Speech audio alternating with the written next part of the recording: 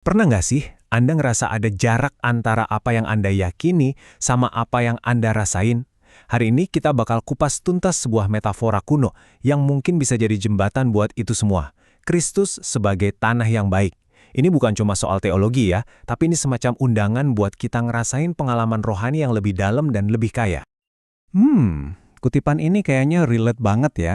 Seringkali kita ngerasa tahu banyak hal soal keyakinan kita, tapi kok kayak ada yang hilang gitu. Ada yang kosong. Kita tahu, tapi kita nggak benar-benar menikmatinya. Nah, ini nih pertanyaan utamanya yang mau kita jawab bareng-bareng. Apa sih bedanya antara sekedar pengetahuan di otak sama pengalaman yang benar-benar bikin kita puas? Bedanya antara cuma ngeliat sama benar-benar ngerasain. Oke, kita bakal bedah ini satu persatu. Kita mulai dari perasaan kekurangan tadi, terus kita telusuri asal-usul metafora ini sampai ke akarnya di Perjanjian Lama.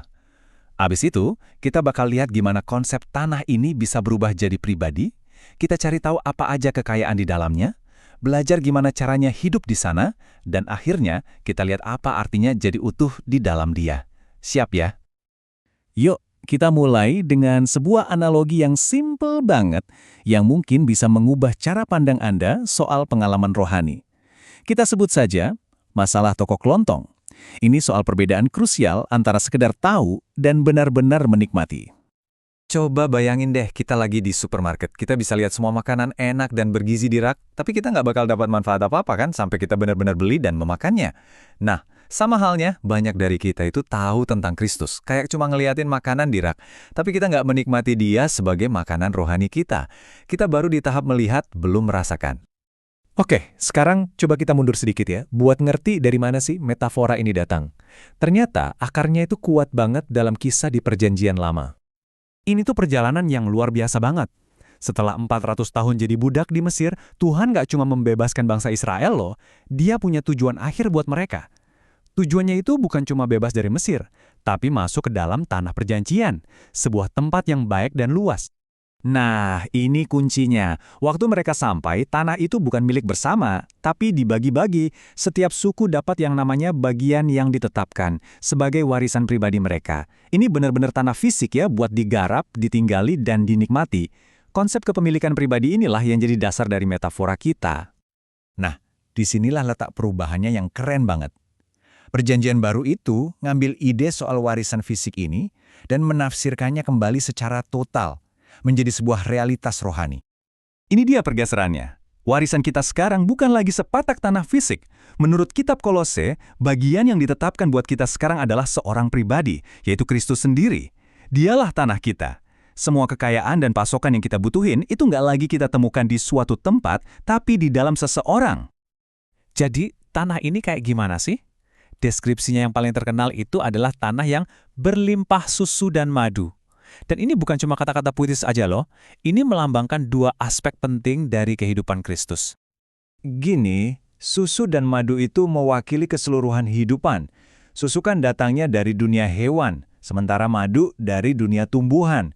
Kalau digabungin, keduanya ini jadi lambang dari totalitas pasokan yang tersedia buat kita di dalam Kristus. Lengkap banget. Coba kita pecah lagi ya. Susu dari kehidupan hewani itu melambangkan penebusan Kristus. Inilah yang kita sebut penebusan yuridis. Kematiannya di masa lalu yang secara hukum membereskan semua dosa kita. Beres. Nah, di sisi lain, madu dari kehidupan nabati itu melambangkan kehidupannya yang menumbuhkan. Inilah keselamatan organis. Kehidupannya yang sekarang ada di dalam kita, yang mengubah kita hari demi hari. Satu untuk masa lalu, satu untuk masa kini. Dan kita butuh keduanya. Oke, jadi kalau Kristus itu tanah yang kaya raya ini, gimana caranya kita benar-benar tinggal di situ? Gimana kita bisa pindah dari yang tadinya cuma tahu, jadi benar-benar menyerap semua kekayaannya? Di kitab Kolose ada gambaran yang bagus banget. Di situ dibilang kita berakar di dalam Dia. Coba bayangin deh, Kristus itu tanah yang subur, dan kita ini tanamannya yang ditanam di dalam Dia. Tanah ini nggak kekurangan apa-apa. Di dalamnya ada semua elemen yang kita butuhin buat bertumbuh. Dan coba lihat apa aja sih yang ada di dalam tanah ini? Ini bukan tanah biasa. Di dalamnya ada kepenuhan Tuhan. Ada kuasa buat ngalahin kelemahan kita. Ada elemen buat mengubur diri kita yang lama. Kuasa buat bangkitin kita ke hidup yang baru.